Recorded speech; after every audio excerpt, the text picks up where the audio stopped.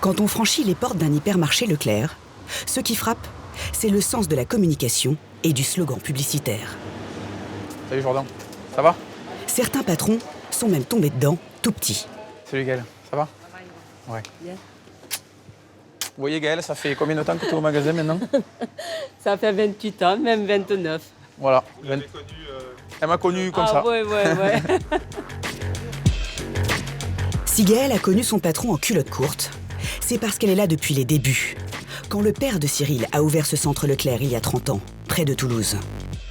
Un modeste épicier devenu l'un des barons Leclerc, comme on les appelle dans le groupe. Le fils a depuis pris la relève. À 41 ans, il est à la tête d'un hyper de plus de 6000 m². Et il a vu encore plus grand que papa. Juste à côté, il a ouvert par exemple une parapharmacie ou encore un espace culturel. Et quand on sillonne les rayons de son centre commercial, difficile d'y échapper. Décale-moi ça et recolle-moi la steak hachée. Mets-la pour moi steak hachée ensemble. Ah ouais. Toutes ces promos qui tapent dans l'œil du client. Leclerc se dit le moins cher, alors faut que ça se voie avec une vraie mise en scène des prix.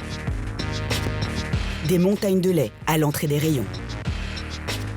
Des réductions alléchantes que Cyril ne veut surtout pas qu'on loupe. On reconnaît le catalogue. Il y a des codes couleurs, on reconnaît le catalogue. Et au rayon poissonnerie, à votre avis, elles sont où les promos? Vous voyez, on le voit quoi. Le client qui arrive, il vient chercher sa queue de l'autre, il a vu ça en prospectus, il va le trouver de suite. Là, vous voyez, par exemple, on affiche quoi, on a des affiches qui montrent les moins 40. Au cas où vous l'auriez oublié, on vous le rappelle bien dans le magasin. Ici, vous achetez moins cher. Mais derrière ce slogan, il y a une promesse à tenir. Et ça, c'est un enjeu quotidien pour Cyril. Rayon par rayon, pour chaque produit, il se bat au centime près.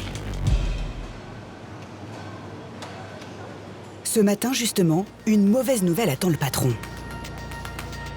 Dans le magasin, une armée de collaborateurs surveille les tarifs des concurrents.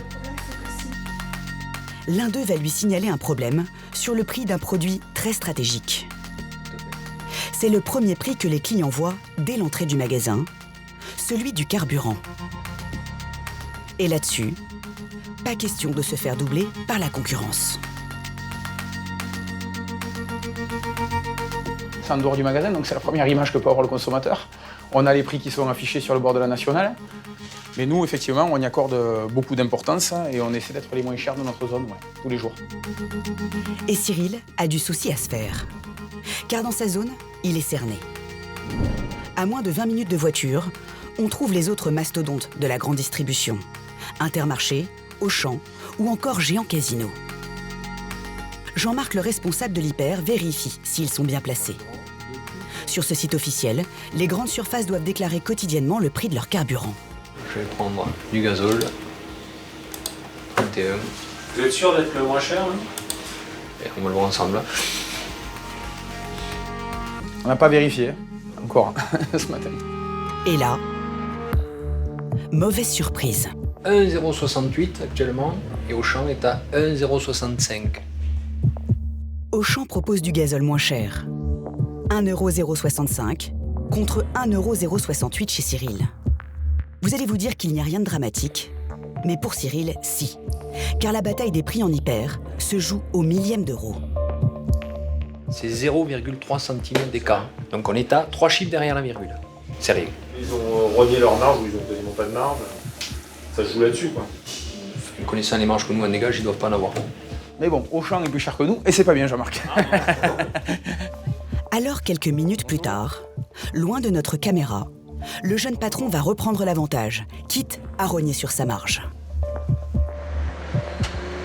À la station-service, son gazole vient de changer de prix, passant de 1,068 € à 1,064 €, un poil moins cher que l'hyper Auchan le plus proche. Voilà comment Cyril attire jusqu'à 6000 clients les jours d'affluence. Son hyper affiché l'année dernière, un chiffre d'affaires, écoutez bien, de 100 millions d'euros.